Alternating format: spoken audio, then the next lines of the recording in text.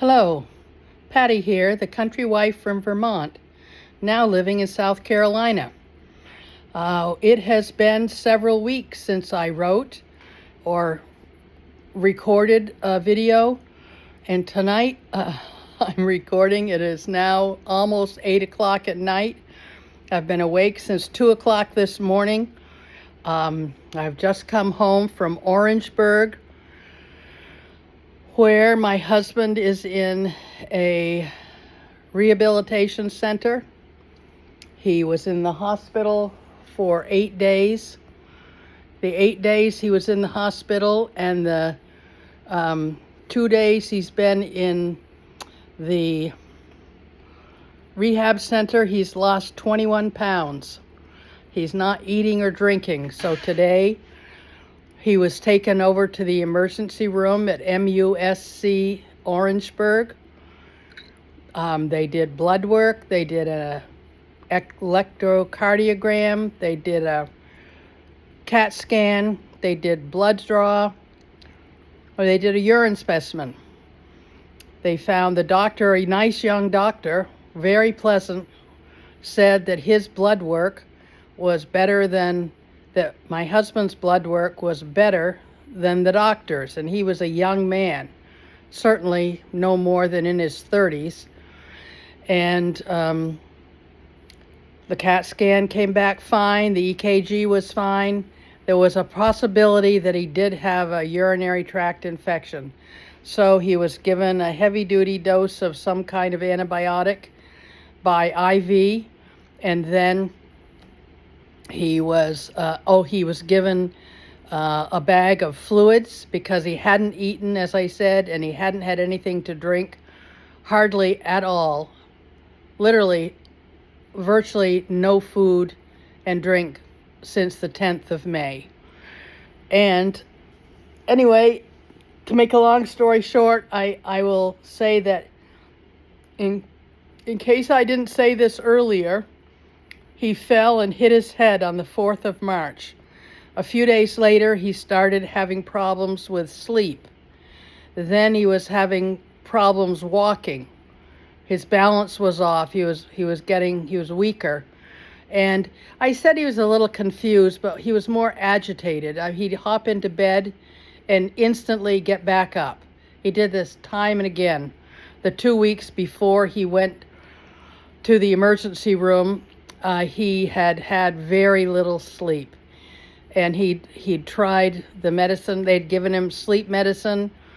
The first one didn't work, and so they gave him Seroquel. That didn't really work. I mean, the first night it worked because he'd been awake for 24 hours, so of course something would make you sleep.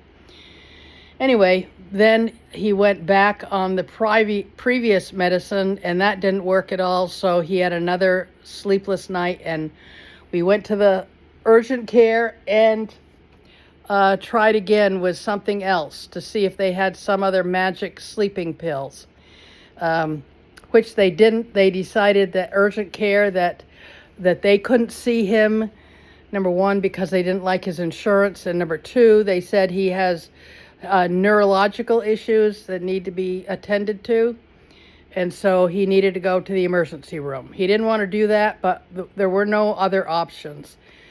So we went to the local emergency room, and there was at least one good nurse there. Anyway, to make a long story short, he was admitted to the hospital. He was there 8 days. He had a couple of good nurses. There were some good nurses, but there were some that were there for the paycheck, and very, very aggravating to see my husband. They wouldn't let him get out of bed because he was a fall risk. He had fallen probably 4 or 5 times after falling and hitting his head in March, but he hadn't gotten hurt in any of those. But they said, okay, he's a fall risk, so they insisted he stay in bed. And they were going to restrain him if he didn't stay in bed. So instead of that, they did chemical restraints.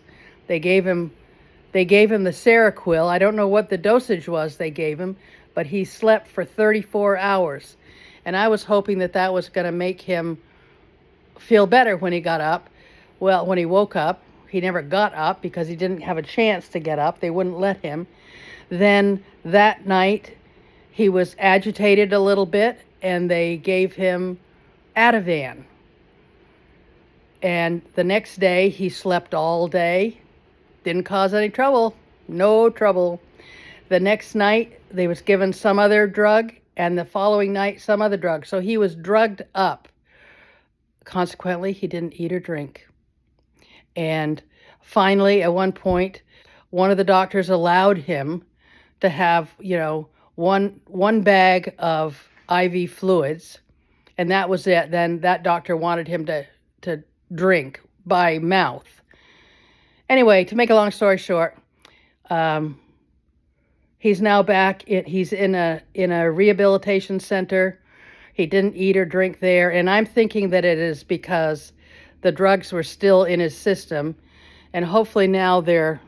Today he was talking a little bit. He hadn't been talking really very much. Not talking aloud so you could hear him. I could put my head near his ear, my ear near his mouth, and I could hear what he was saying, and I understood. Other people thought he was talking crazy, but he wasn't. He was talking churchy things, and they're not the same church, so they didn't understand. Anyway, as I say, to make a long story short, he went to the emergency room today to get liquids, and now he's back there. I had brought a banana and a bunch of blueberries and some cheese, and miraculously, when we got back there, I said, "Would you like a banana?" And I started to peel it for him. He said yes, and he took the peel off and he ate the banana himself. Before this, he's been spoon-fed by other people. When they tried to do that, even I tried to do it, but I couldn't get him to eat. Anyway, he ate the banana all the way through, and I asked him if he wanted some blueberries, and he said yes, and there must have been at least a cup or maybe more of beautiful Jumbo USA blueberries. He ate the whole thing. Fabulous. And then I gave him a slice of pepper jack cheese. He ate it. I was so thrilled. And he had been trying to get out of bed. He had his feet actually mostly on the floor, but he was leaning into the bed. And these beds don't have restraints on them. Anyway, he fell asleep, and he slept for 45 minutes there. I'd pulled my chair up to the bed, and his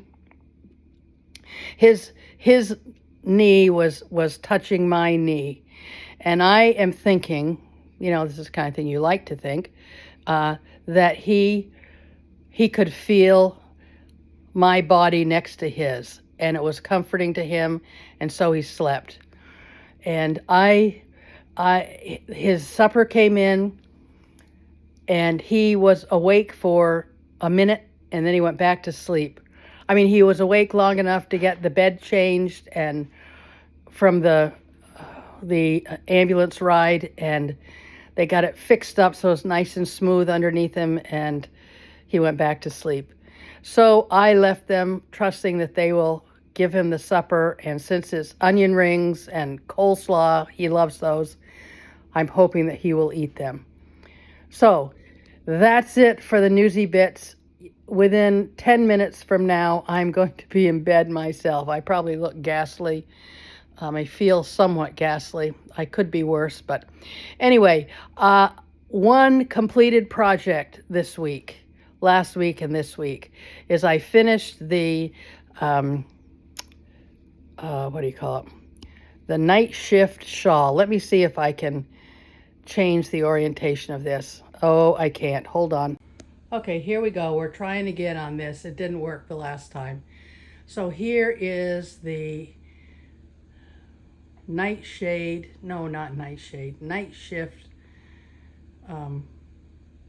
shawl by Andrea Mowry.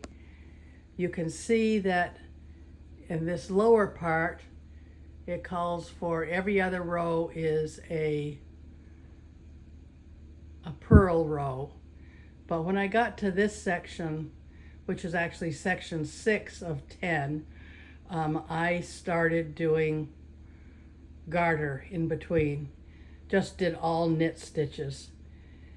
and I think it looks beautiful. I love the way it worked.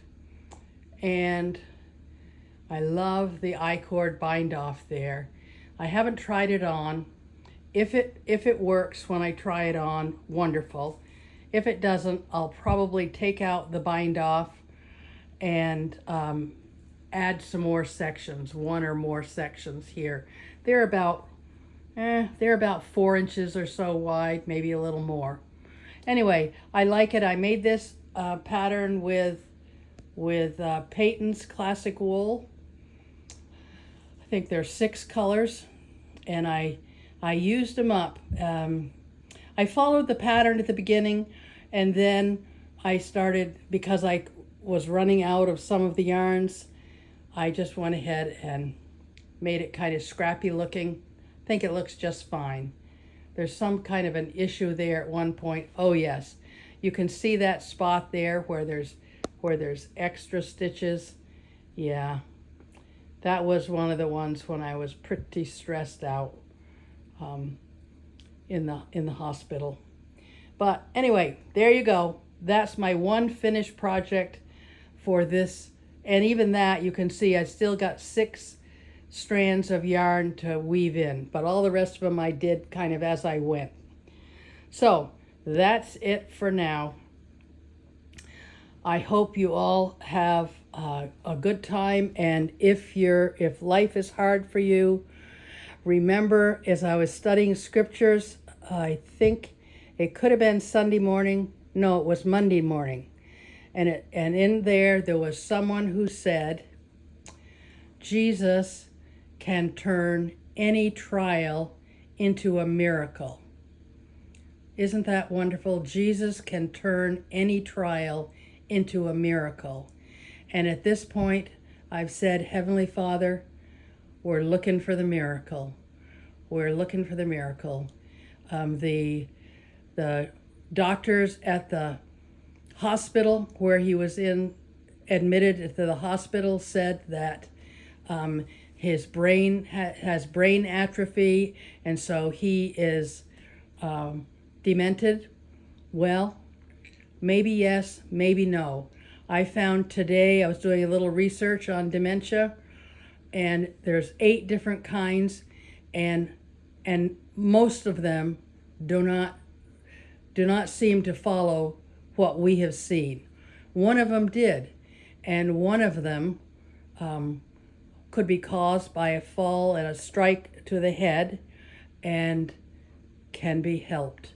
And so I am hoping that this is going to be the case. I've texted our doctor and said, what do you think about this possible diagnosis? It's called normal pressure hydrocephalus. And that's what I am hoping for, because they can put a shunt in and drain off the fluid, which would be so fabulous to have it. I'd love to have him come back to normal, or even mostly normal, because he's an awfully good husband. He'll be 53 years next June, on June 13th, 1 month from now.